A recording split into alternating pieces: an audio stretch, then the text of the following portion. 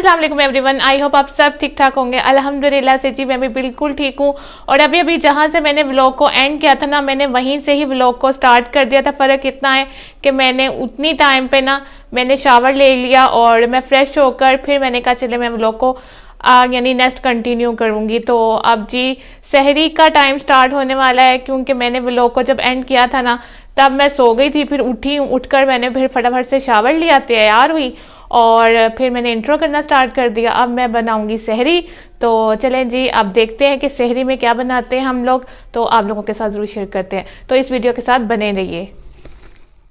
अब जी मैं किचन में आ गई हूँ सहरी बनाने के लिए। और जब सहरी का टाइम करीब आने लगता है ना तो मामा मुझे आवाज़ देना स्टार्ट कर देती हैं, इकरा बर्तन निकाल कर रख, आटा निकाल, तवा चूल्हे पे रख और अपना कैमरा जो सेट करना है वो कर ले। फिर मैं ना जब मामा मुझे ये लफ्ज़ कहती हैं ना तो मुझे ना दिल ही दिल में ना थोड़ा थोड़ा गुस्सा आने लग जाता है कि आटा भी मैं निकालूँ, तवा भी मैं ऊपर रखूँ, सारा काम तो मैंने कर लिया, रह क्या जाता है पीछे सिर्फ एक रोटियाँ पकाना, तो वो भी मैं पका सकती हूँ। लेकिन ये बात जस्ट मैं सिर्फ अपने दिल में करती हूँ। मामा के सामने ये कहने की मैं कभी गलती कर नहीं सकती। ये ना हो कि अगर मैंने गलती कर दी तो मामा आगे से सीरियस हो जाए कि अच्छा चल ठीक है रोटी रह गई ना, चल पका, वो भी पका ले फिर खुद ही।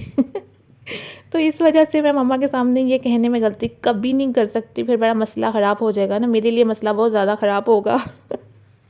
तो इस वजह से ना मैं पहले सारा कुछ निकाल लेती हूँ, आटा निकाल लेती हूँ, घी निकाल कर साइड पे रखती हूँ, तवा जब रख लेती हूँ, अपना कैमरा सेट कर लेती हूँ, फिर मैं मामा को आवाज़ देती हूँ कि आ जाएं ज़रा रोटियाँ पकाएं आकर, और मैं सेकती चली जाती हूँ। कभी कभी ऐसा होता है कि मेरा मूड नहीं होता रोटियाँ बनाने का, तो मामा रोटी बना लेती हैं और मैं दही बाउल में डाल देती हूँ, या सालन गर्म करना हो वो गर्म करके तो बाउल में डालकर वो दे देती हूँ। तो यानी जिसके हाथ में जो काम लगता है ना वो हम लोग कर लेते हैं। अभी मामा सबको बुलाने के लिए बाहर गई थी कि हमने रोटियाँ बनाना स्टार्ट कर दी हैं, तो आप लोग बाहर आ जाएं सहरी करने के लिए।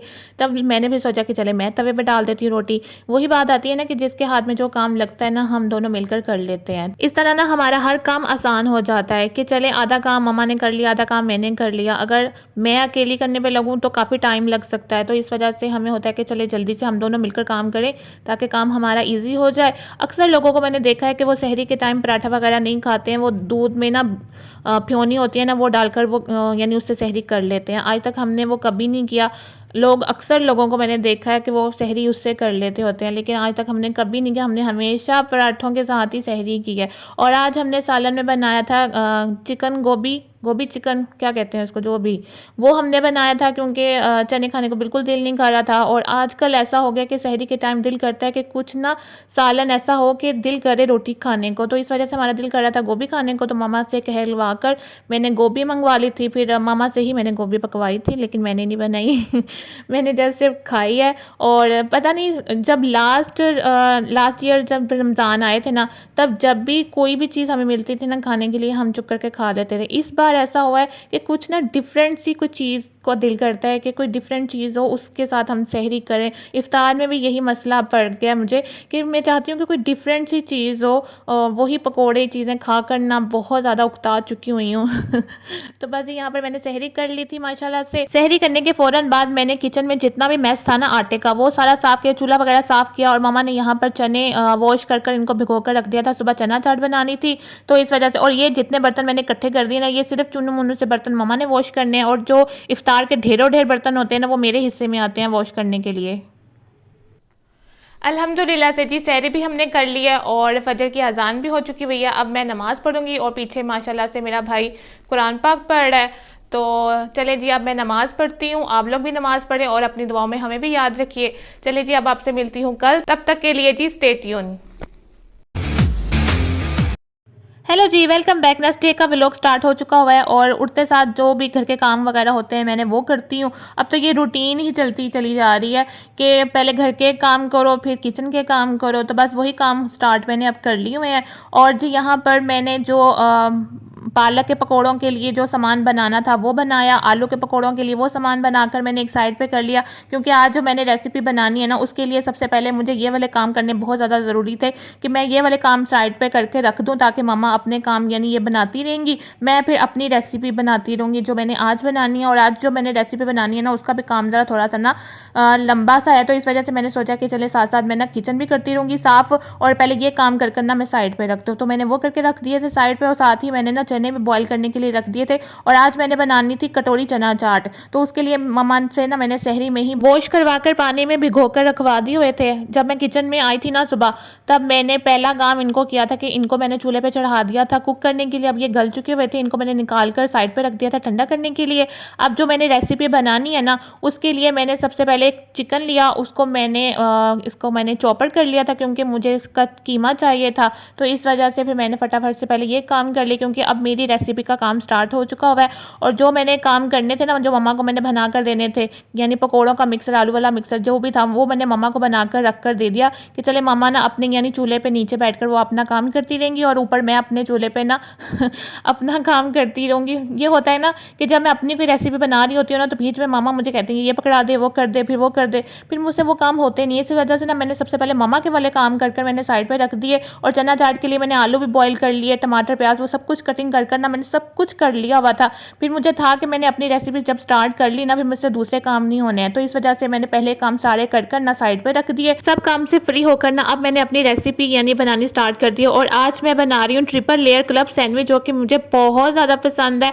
और आज से 1-2 साल पहले मैंने ट्राई किए थे, जब मेरे घर में मेहमान आए हुए थे, मेरी कज़न आई हुई थी, तो अब ना ऐसे ही मैंने ना चाय के टाइम मैंने बना लिए थे, तो सबको माशाल्लाह बहुत ज़्यादा पसंद आए थे। तो काफ़ी टाइम गुजर गया, मैंने कभी ट्राई ही नहीं किया उसके बाद। फिर मैंने आज मुझे ना सहरी के टाइम ऐसे ही दिल में आ रहा था कि मैं बनाती हूँ ना, तो फिर मैंने सुबह मॉर्निंग में ही मामा को कह दिया था कि आज मैंने ये रेसिपी बनानी है, तो फिर मैंने वो बनाना मैंने स्टार्ट कर दिया। सबसे पहले मैंने लिया था लहसुन के 2 जवे, उसको मैंने अच्छे से कूट कर वो मैंने घी में उनको फ्राई किया, ताकि उसका जो कच्चापन है ना, उसकी जो स्मेल है वो ख़त्म हो जाए। उसके बाद मैंने मीडियम साइज़ का टमाटर लिया था, जो मैंने ऑमलेट की तरह उसको चॉप किया था, तो वो डालकर उसको सिर्फ 2 मिनट के लिए कुक किया। उसके बाद मैंने चिकन ऐड कर दिया था। चिकन ऐड कर मैंने उसको चिकन को इतना कुक किया कि चिकन का कलर चेंज हो जाए। उसके अंदर 2 चम्मच भरकर मैंने नॉर्मल केचप के ऐड किए, 2 ही चम्मच मैंने चिली सॉस के ऐड कर दिए थे। साथ में 1 चम्मच भरकर मैंने तिक्का मसाला ऐड किया, नमक थोड़ा ऐड कर लिया था, और साथ में ही मैंने इसके अंदर ऐड कर लिया था चिली फ्लेक्स। और इसको अच्छे से मैं मिक्स करूंगी, और मिक्स करने के बाद इसको ना मैं थोड़ी देर के लिए ना दम पे रख दूंगी, ताकि ये कुक हो जाएगा अच्छे से। क्लब सैंडविच की एक लेयर तो रेडी हो चुकी हुई है, दूसरी लेयर के लिए मुझे क्यूकम्बर चाहिए और उसको मैं चॉपर करूंगी।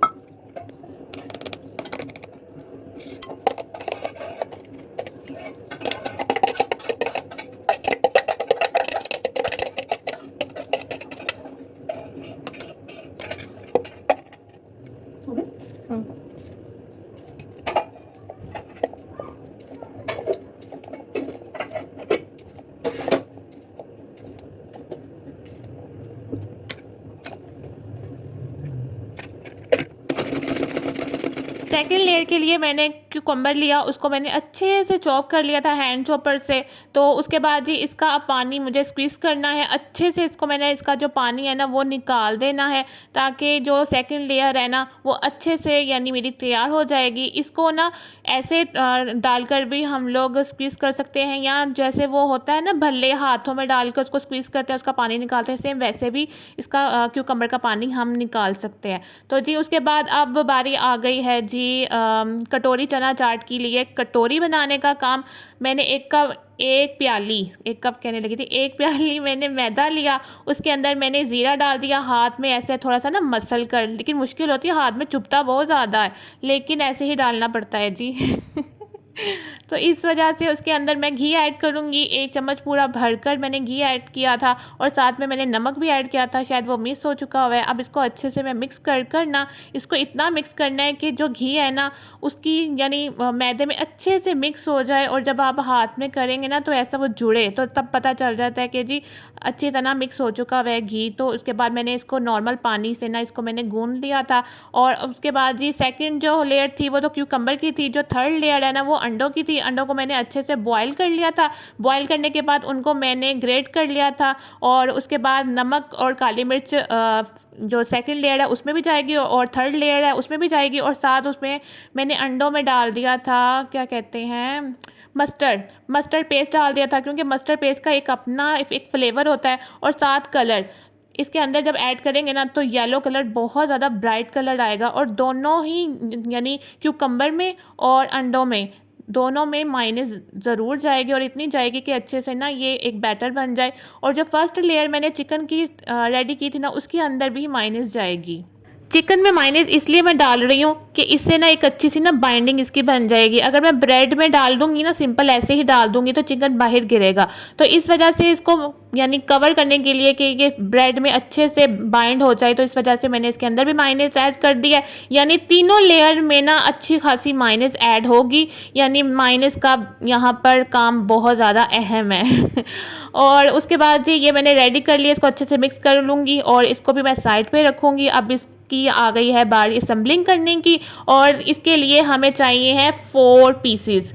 ठीक है, ब्रेड के 4 पीस चाहिए। एक पीस पे हम पहली लेयर लगाएंगे चिकन की, सेकंड में लगाएंगे क्यूकम्बर की, और थर्ड में लगाएंगे अंडे की। और माशाल्लाह आप कलर चेक करें तीनों का कि यानी रेड, ग्रीन, येलो। और मैं आप लोगों के साथ वो भी पिक्चर शेयर करूंगी जो मैंने आज से कुछ साल पहले बनाए थे, और तब ऐसा कोई सीन नहीं था कि व्लॉगिंग का, कि मैं व्लॉगिंग तब थी, ऐसा कुछ मेरे माइंड में था भी नहीं पहले।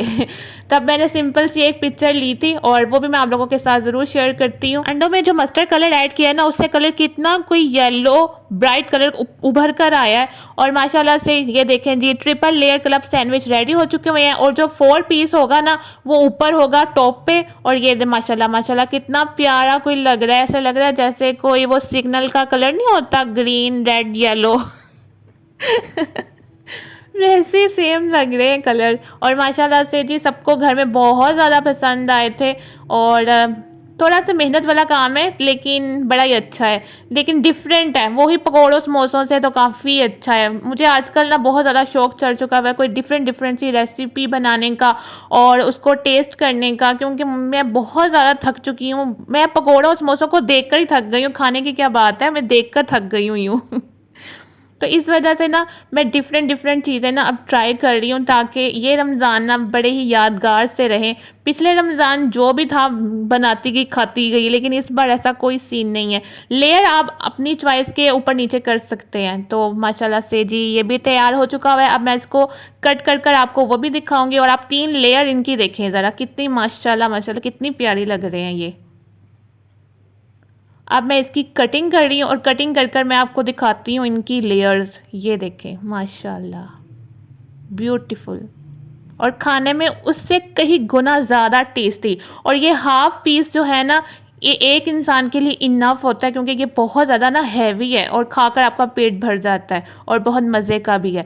तो जी अब बारी आ गई है कटोरी बनाने की, कटोरी चना चाट के लिए। अब मैंने जो मैदा लिया था ना उसकी मैंने रोटी बेली है। कटोरी की शेप के लिए मैंने एक स्टील की कटोरी पकड़ी है, क्योंकि इसको जब फ्राई करेंगे ना तो हमने प्लास्टिक की नहीं पकड़नी है, हमने इसको स्टील में ही इसको कवर करना है। और जो आटा है ना उसको इस कटोरी पे ना अच्छे से कवर कर लेना है, और जो एक्स्ट्रा होगा ना उसको नाइफ की मदद से हमने कट कर देना है। और जो ये जो आटा हम जो उतार रहे हैं ना इसको हमने ज़ाया नहीं करना, इसको हमने जो बाकी का आटा है ना उसके अंदर ऐड कर ना इसकी हम एक और रोटी बेलेंगे और एक और कटोरी हम लोग तैयार करेंगे। और स्टील की ही कटोरी पकड़नी है, प्लास्टिक की कटोरी नहीं पकड़नी है, क्योंकि हमने इसको फ्राई करना है। तो इस वजह से स्टील की बेस्ट है कटोरी। तो उसके बाद ये जो एक्स्ट्रा होगा ना वो उतार दिया मैंने, और इसको अच्छे से मैंने कवर कर लिया। अब मैं इसको फ्राई करूंगी। इस कटोरी को फ्राई करते टाइम मैंने फ्लेम को लो रखा था। अगर मैं फ्लेम को मीडियम टू हाई रखती ना तो बहुत जल्दी कलर आ जाना था, और इसमें जो क्रिस्पीपन था ना वो बिल्कुल भी नहीं आना था, और मुझे क्रिस्पीपन लाना था। तो इस वजह से मैंने इसकी फ्लेम को लो रखा था, और लो में ही मैंने इसको फ्राई करती रही, और साथ साथ मैं घुमाती रही ताकि कलर इक्वली आए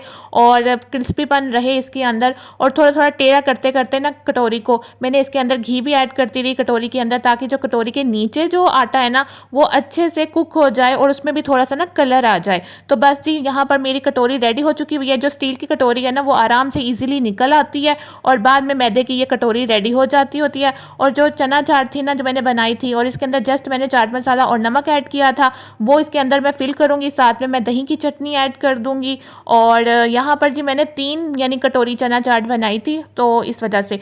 और मैंने यहाँ पर जी इमली की चटनी भी ऐड कर दिया, और साथ ही साथ इसके अंदर मैं जो है ना चाट मसाला वो भी स्प्रिंकल कर दूंगी। और साथ में इसके अंदर ऐड कर दूंगी मोस्ट इम्पॉर्टेंट पापड़ी।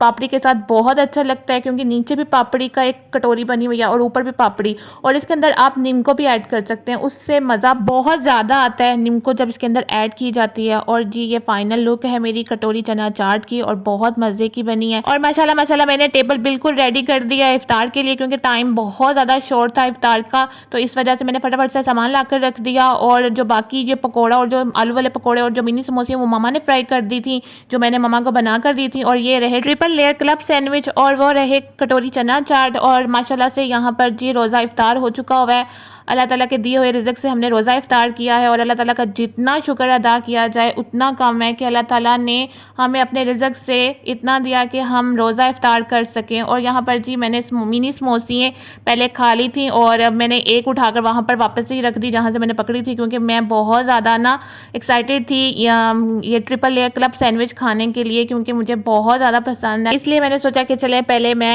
ये क्लब सैंडविच खा लेती हूँ। और ये रही कटोरी चना चाट जो मामा कह रही थी कि लाओ मुझे दो, मैं इसको टेस्ट कर कर देखो, तो मैंने मामा को प्लेट में डाल कर दी। और यहाँ पर जी बस हमने इफ्तार कर ली हुई है माशाल्लाह से।